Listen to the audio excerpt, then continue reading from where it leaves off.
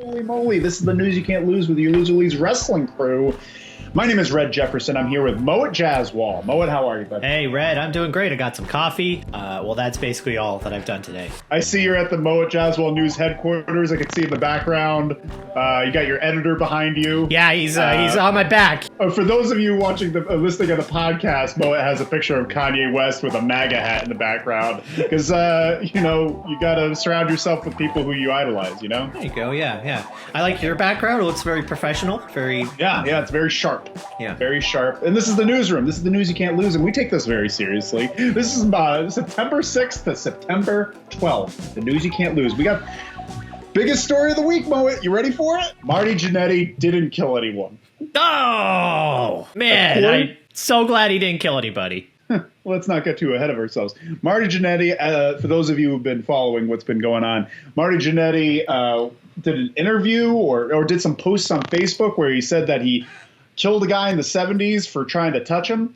And now he's saying that it was all a wrestling storyline to have a match with his buddy that's in the correctional facility in his nearby town and who's also a wrestler. Obvious match set up. And Marty Janetty is so proud that he was able to fool everyone.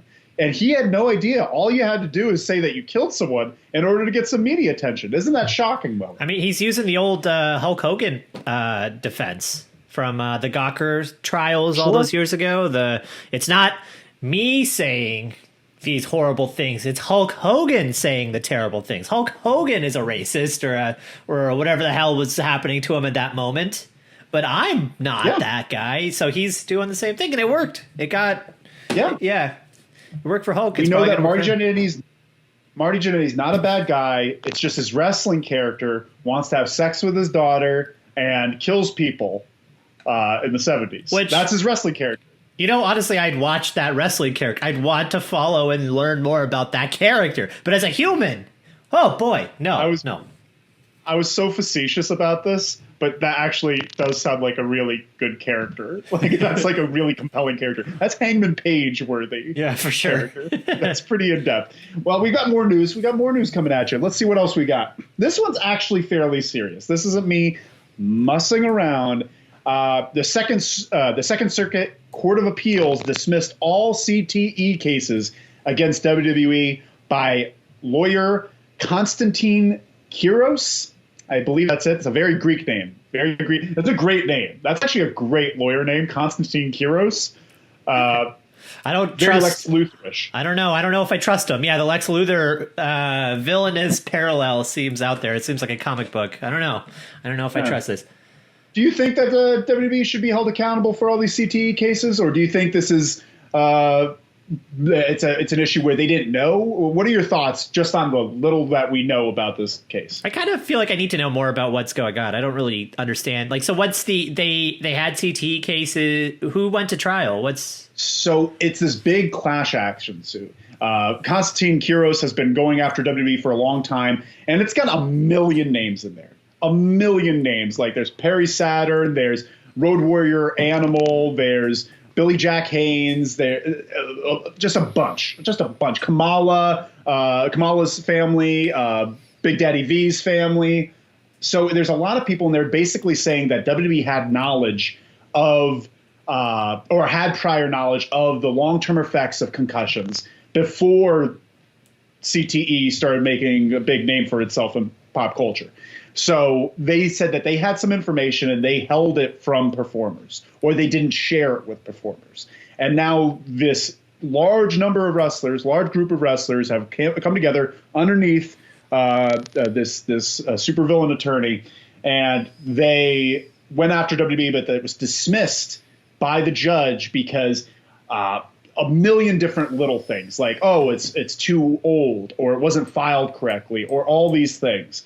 That I guess Jerry McDivitt, WWE's attorney, just picked apart at the seams. So essentially, do you think that WWE from, even though we know nothing, you and I know nothing about anything, let's just conjecture. Do you think WWE knew stuff before stuff was known? Knowing their track record, yeah, probably. But I'm not sure what, like, I guess we're probably thinking the 80s or something. Well, some of them are from the 80s. Like there's Jimmy Superfly Snuka is also, his family is also in this case. And they were saying that WWE either had knowledge, knew more than they did, or was expressly hiding it from these performers. That makes me curious about like what like the NFL does, or if this is a case that has happened in the NFL or something. Because if WWE knows, then surely like other organizations would know too. It's not some like secret they would have figured out. Yeah. Right.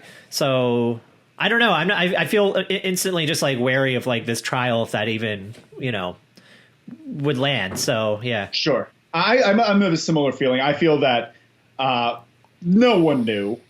Like it's not, if they did know, do you think Vince McMahon would have taken those chair shots to the head? Yeah. No, of course not.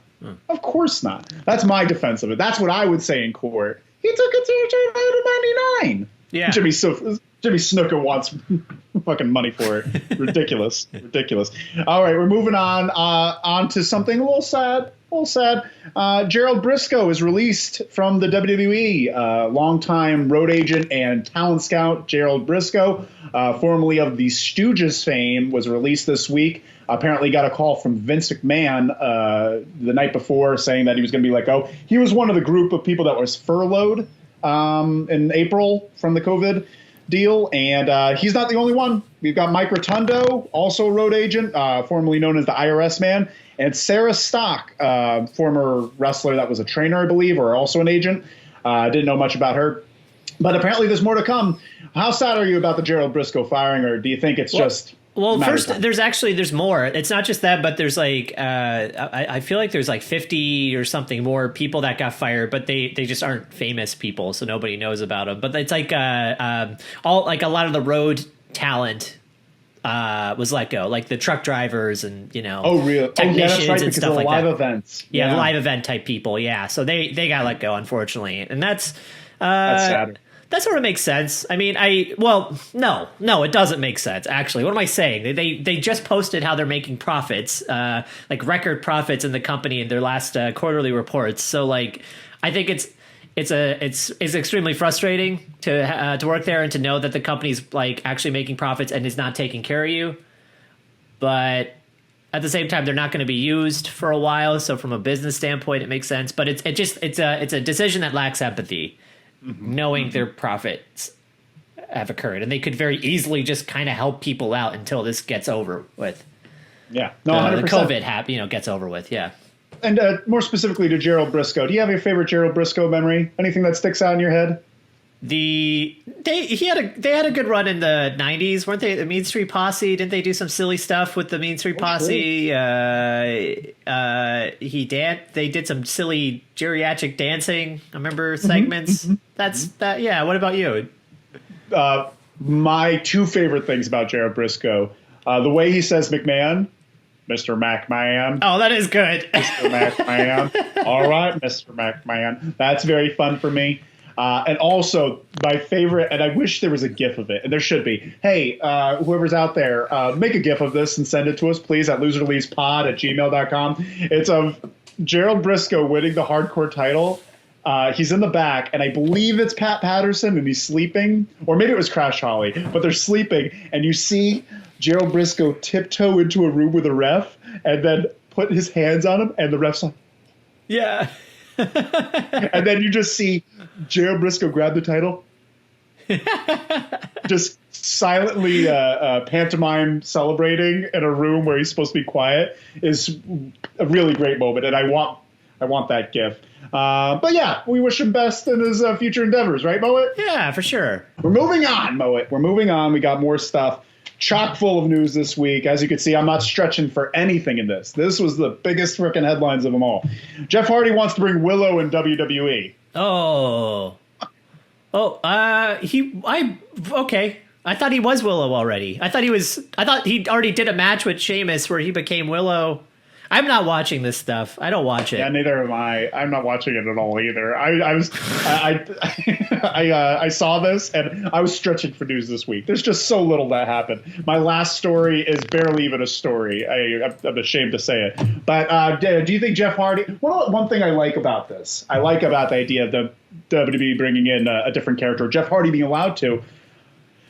Oh, this is better. This is a better background. Oh, thanks. Moet just changed, just for the listeners on the podcast, Moet changed his background from Kanye West, mouth agape with a MAGA hat, to just a breaking news background, which I like. I should have waited until there's actual breaking news, but that's actually a good idea. Wait, what? No, this is breaking news. Jeff Hardy wants to be Willow. Do you like? I would love the idea of WWE, especially with their declining creative and ratings, to give the performers a little bit more allowance to be wacky with their stuff. Even though I don't think Jeff Hardy should be allowed to have that much creative license, I'd be interested to see what some of these guys are doing. Yeah, for sure. I mean, clearly it's working out in AEW, or somewhat. Somewhat, yeah, not all the time, but ex-WWE guys coming out and deciding to show their personalities finally. I think there's a lot that they've been missing out on WWE. So I feel like this is the worst news story. Jeff Hardy being Willow. No, we're doing it. You did a good job. This is terrible. Well, wait until you hear the last story. Jesus Christ. Oh, God. Alexa Bliss attacks Nikki Cross, which is interesting because I love Alexa Bliss. I love Alexa Bliss. I love Nikki Cross. And there's rumors of, well, there's not rumors. She's being associated with, what do you have? Red, what is this news? What is this? Why is this news? It's not news. It's me just being a WWE shill. No, tell me what's news? What do you find exciting about it? Well, this is why I think it's news. Yeah, this is why. Because Alexa Bliss and Nikki Cross, their tag team, they're breaking up. We talked about the Iconics last week and them breaking up. That's news. So Nikki. Oh, all right. No, keep going. Let's see. I don't want to interrupt you. And they've been talking. Bray Wyatt has been talking about Sister Abigail for his entire career. And I know they haven't alluded that Alexa Bliss is Sister Abigail, but the reason why I think this is very important and why I love it, because I love Alexa Bliss. When she started out with Murphy and whatever his face was, what was the other guy? In NXT, she was a manager for Buddy Murphy and some other schlub. Yeah.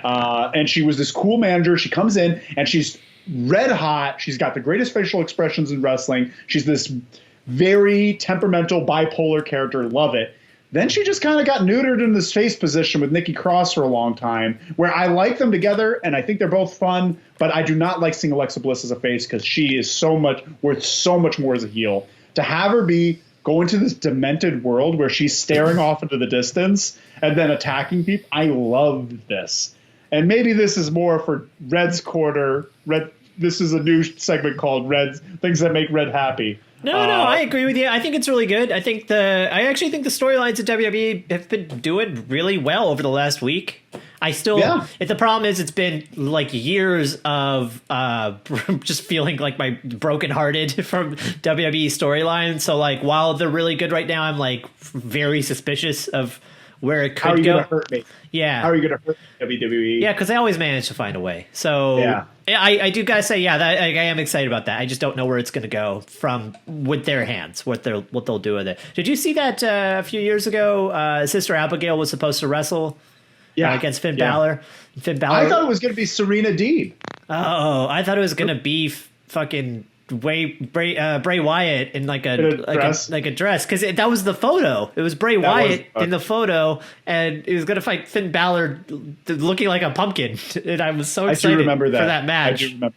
Well, I hope something. Well, I just want some closure. I'm tired of hearing the name Sister Abigail and never knowing what the fuck it was. And they've already moved so far beyond that character, like the backwoods character. Make Alexa Bliss Sister Abigail. Have her come in and be this kooky Harley Quinn character, and let's just wash our hands of it. And thank you all so much for the support that you've given us the past few weeks. And please go to Spotify and Apple Podcasts and subscribe. It's super easy and it's free. And make sure to go to Instagram while you're at it. Do it right now. Do it this second. Go into this corner. Am I doing it in the right corner mode? Yeah, you do. Yeah, you are. You are. Great job. Yeah. Right look here. At you. Yeah. Click right here, and then it'll take you right over there. And thank you all so much. Loserly's Wrestling on Instagram and on YouTube. You're watching it on YouTube. And Loserly's Pod on Twitter.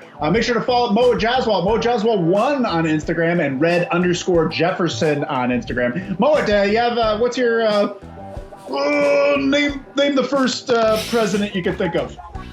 The Undertaker. Okay. Because he got the American flag on him. I guess he looks presidential with that flag. what I'm gonna do is, when I get a chance, is I'm gonna paint over the flag the gay pride flag. Oh, good. I can't wait. I'm so excited about it because I think Undertaker's a gay icon. Thank you all so much for watching, and make sure to do all the things and subscribe.